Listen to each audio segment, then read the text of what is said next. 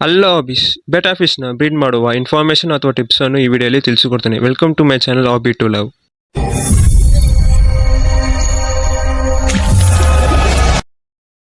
ಮೇಲ್ betta ಮತ್ತು female ಬೆಟಾನ breed ಮಾಡೋ ಮುಂಚೆ ಕಂಡೀಷನ್ ಮಾಡಬೇಕು. ಹೇಗೆ ಕಂಡೀಷನ್ ಮಾಡಬೇಕಾದ್ರೆ ಒಳ್ಳೆ ಆಹಾರ ಕೊಟ್ಟು ಬ್ರೀಡಿಂಗ್ ಸ್ಟೇಜ್ ಬರೋ ತನಕ ಅವ್ರಿಗೆ ರೆಡಿ ಮಾಡಬೇಕು. ಬೆಟಾ ಮರಿಗೆ ಫೀಡ್ ಮಾಡೋದಕ್ಕೆ ನಿಮಗೆ ಲೈವ್ ಕಲ್ಚರ್ ಬೇಕು. ಈ ಲೈವ್ ಕಲ್ಚರ್ ಏನಂದ್ರೆ ಇನ್ಫೋಸಿಯಾ ಅಥವಾ ವಿನಿಗರ್ ಏನು, ಈಗ ಹೇಗೆ ಕಲ್ಚರ್ ಮಾಡೋದು ನಿಮಗೆ ನೆಕ್ಸ್ಟ್ ವಿಡಿಯೋಲಿ ತಿಳಿಸಿಕೊಡುತ್ತೇನೆ.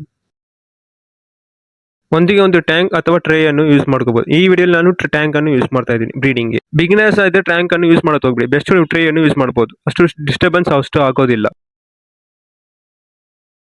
ಟ್ಯಾಂಕ್ ಅಲ್ಲಿ ನೀರನ್ನು ಫಿಲ್ ಮಾಡ್ಕೊಳ್ಳಿ. ಯಾವ ನೀರು ಫಿಲ್ ಮಾಡಬೇಕಾದ್ರೆ ಫಿಲ್ಟರ್ ವಾಟರ್ ಅಂದ್ರೆ ಒಂದು ವಾರ ಸ್ಟೋರ್ ಮಾಡಿರೋ ವಾಟರ್ನ ಯೂಸ್ ಮಾಡ್ಕೊಳ್ಳಿ. ಡೈರೆಕ್ಟ್ ಟ್ಯಾಪ್ ವಾಟರ್ ಬೇಡ.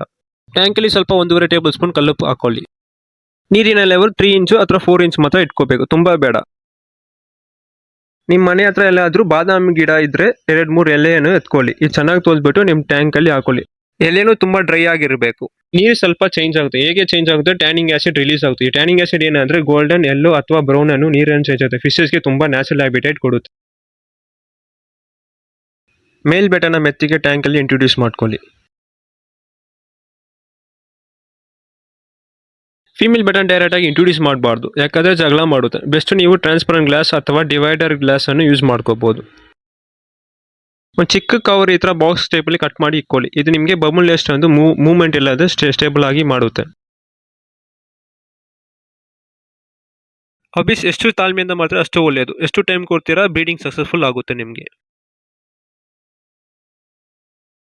ಈ ತರ ಬಬಲ್ ನೆಸ್ಟ್ ಕಟ್ಟಿರ್ಬೇಕು ಅಭಿಸ್. ನಂತರ ಫಿಮೇಲ್ ಬೆಟಾನ ಮೆತ್ತಿಗೆ ರಿಲೀಸ್ ಮಾಡ್ಕೊಳ್ಳಿ. ಈ ಸ್ವಲ್ಪ ಒಂದೊಂದ್ಸಲಿ ಫ್ಲೇರಿಂಗ್ ಮಾಡೋದು ಶುರು ಆಗುತ್ತೆ.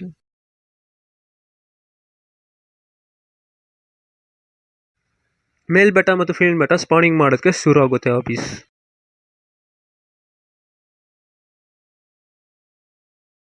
ಇಲ್ಲಿ ನೋಡಬಹುದು ಸಕ್ಸಸ್ಫುಲಿ ಎಗ್ ಲೈಯಿಂಗ್ ಆಗಿದೆ.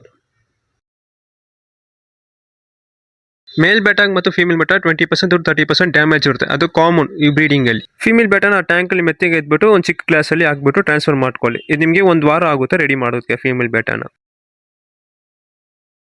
ಬೇಟಾ ಮೊಟ್ಟೆಯಿಂದ ಹ್ಯಾಚ್ ಆಗೋದಕ್ಕೆ ನಿಮಗೆ 1 ದಿವಸ ಇಲ್ಲ 2 ದಿವಸನೂ ಆಗುತ್ತೆ ಆಫೀಸ್. ಎಷ್ಟು ಟೈಮ್ ಕೊಡಬೇಕು ಡಿಪೆಂಡ್ಸ್ ಆನ್ ಕ್ಲೈಮೇಟ್.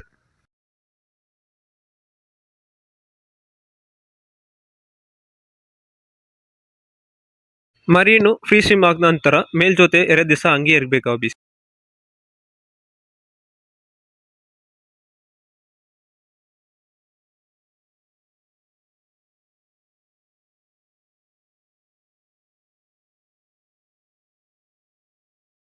ಆ ನಂತರ ಮೇಲ್ ಬೆಟನ್ನು ಸಪರೇಟ್ ಮಾಡ್ಕೊಳ್ಳಿ ಆಫೀಸ್.